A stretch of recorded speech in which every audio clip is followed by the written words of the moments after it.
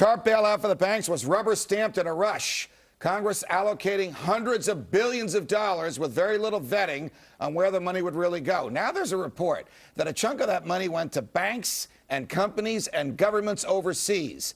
All right, domestic bailouts are bad enough, but is this the ultimate sign it's time to stop doling out the dollars? Back to our freedom fighters, McDonald, Boudreaux, Marshall. You were scandalized by the AIG bailout. It is the Some of the AIG money went to Goldman Sachs. Some of the Goldman Sachs money went straight to Europe. Yeah, that's right. $65 billion of taxpayer money went to bailout a lot of these trading partners, a lot of them foreign banks. This is the most corrupt bailout of all. And here's why. Because Tim Geithner basically rubber-stamped it and said they can get this money. He said we can't get these companies to knuckle under and make haircuts on their trades with AIG. We got to pay them 100 cents on the dollar. He said basically the U.S. was a creditor at that time. They didn't have standing. When at a time they were making up the rules as they go along. I'm not buying it. Leslie, here's a softball to you. It was a Republican bailout. It was TARP. It was done by President George W. Bush. Now hit that ball out of the park. Shouldn't they have known where the money was going before they gave Hank Paulson and then Tim Geithner a blank check? Oh, Judge, I could kiss you for your opening remark and lead into that one. I always say this was the former president's parting shot as he left the Oval Office to Americans. And you know what? The majority of Americans, if you remember, Judge, myself included, right, and I am a liberal Democrat, against this bailout. One of the reasons against it, because of this issue. It's who's minding the store, who is policing this. And by the way, I've got to blame my party, too, because, of course, Democrats didn't say, no, no, we don't want this. This was approved on a bipartisan level and signed by former President George W. Bush against the will of the American people. I don't believe and this is one of the reasons. I don't believe what I'm hearing. It takes TARP under a Republican administration to bring this liberal Democrat into some sense of fiscal conservatism. God bless you. TARP was a disaster. The money was appropriated. It's still sitting in a bank, and the government is still appropriating money. What did they think they were going to do with that money? Well, they said it was going to stimulate the economy, but obviously it was a slush fund to give away to buy political favors. I want to say a word about the money going to foreign corporations. Please. Right.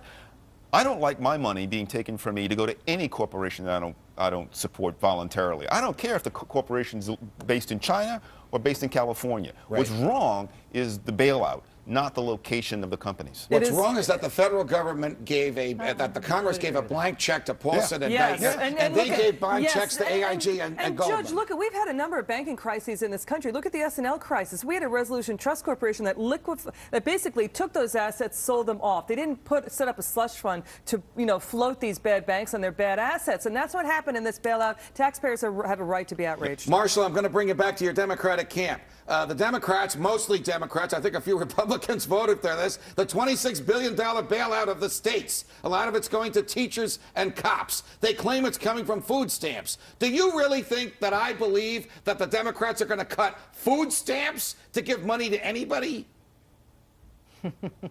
Well, again, where is the money coming from? Bottom line, I don't want to add more numbers to the unemployment rolls. And let me tell you something. Men and women that walk into fires, first responders, cops, etc., that walk to disasters to save us when we're walking away, teachers that have the minds of our future in their hands, my kids included, let them keep their jobs, and I'm very happy to pay for that. Professor Boudreaux, they will not keep their jobs if this is a one-shot injection that lasts for one school year, or in the case of the cops and the firemen, for one full year. What happens at the end of that year? Do the states go back to the federal government for more printing of money?